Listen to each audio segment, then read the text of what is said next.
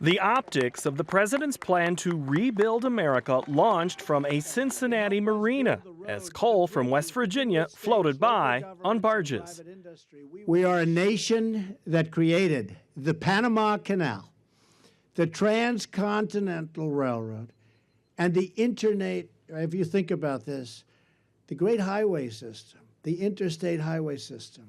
We don't do that anymore. However, President Trump's announcements on infrastructure are far from concrete.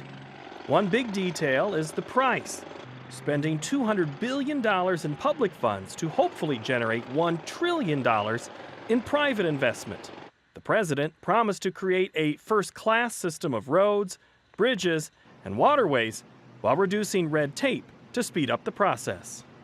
I'm calling on all Democrats and Republicans to join together, if that's possible, in the great rebuilding of America. Countless American industries, businesses, and jobs depend on rivers, runways, roads, and rails that are in dire and even desperate condition.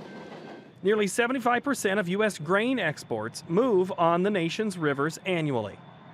But these critical corridors of commerce depend on a dilapidated system of locks and dams that is more than half a century old. And their condition, as you know better than anybody, is in very, very bad shape. It continues to decay.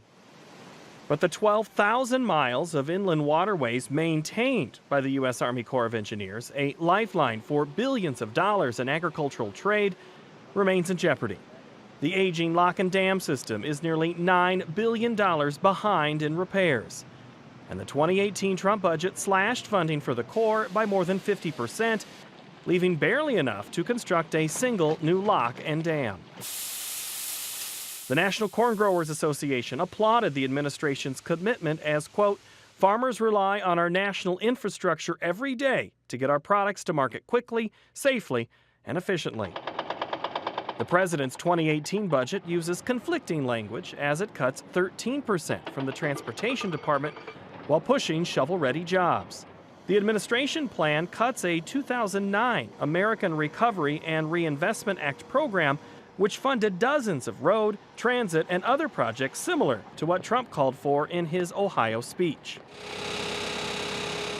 The president touted traditional energy successes of his developing tenure, citing the opening of a coal mine next week in Pennsylvania and the Dakota Access Pipeline that is now open for business. A $3.8 billion investment in American infrastructure that was stalled, and nobody thought any politician would have the guts to approve that final leg. And I just closed my eyes and said, do it. For Market to Market, I'm Paul Yeager. West Virginia. Do we love West Virginia? West Virginia.